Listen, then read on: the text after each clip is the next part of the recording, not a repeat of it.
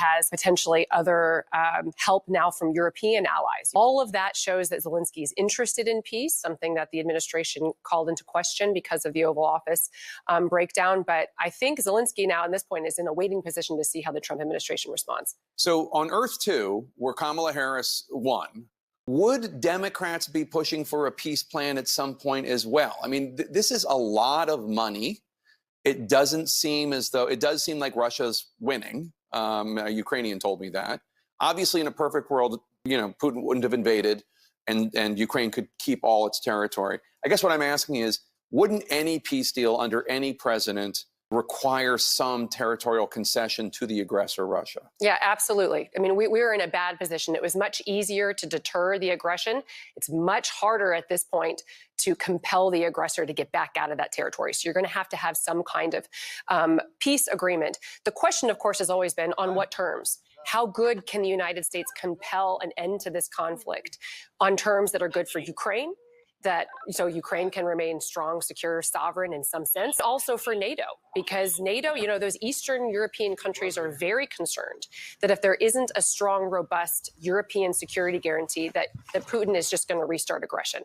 You think, and I've seen you argue, and that's one of the reasons you're here, because I thought it was so interesting. You think that people are not seeing the rare earth minerals deal in the same way you are, which is you think it's like, this is a way to guarantee the United States will care about Ukraine's sovereignty and survival. One of the things that has been a hallmark of the Trump administration is to try to take abstract ideas and make them concrete for the American people.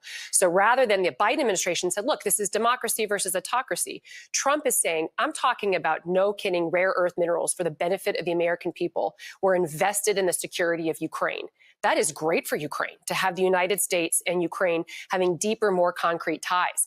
President Trump even said, whenever he was talking in the Oval Office to reporters, he said, listen, we're going to have European peacekeepers, potentially the French and the Brits, serious, fierce people, need bigger militaries, but serious, fierce people.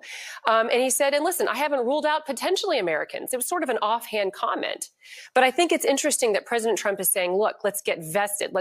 Ukraine has something like 3 to 5% of the planet's rare earth minerals, where the United States has 1 to 2%. So there's great benefit for the United States. It's my hope that Zelensky sees that this is the necessary path to getting the United States to commit for a long-term benefit of Ukraine. No, you're not a psychoanalyst, but let me ask you, do you think President Trump sees it the way you do? This is a way to get something out of it and also help Ukraine. Or do you think some smart person sold President Trump on this argument to get his sign off on why we should care?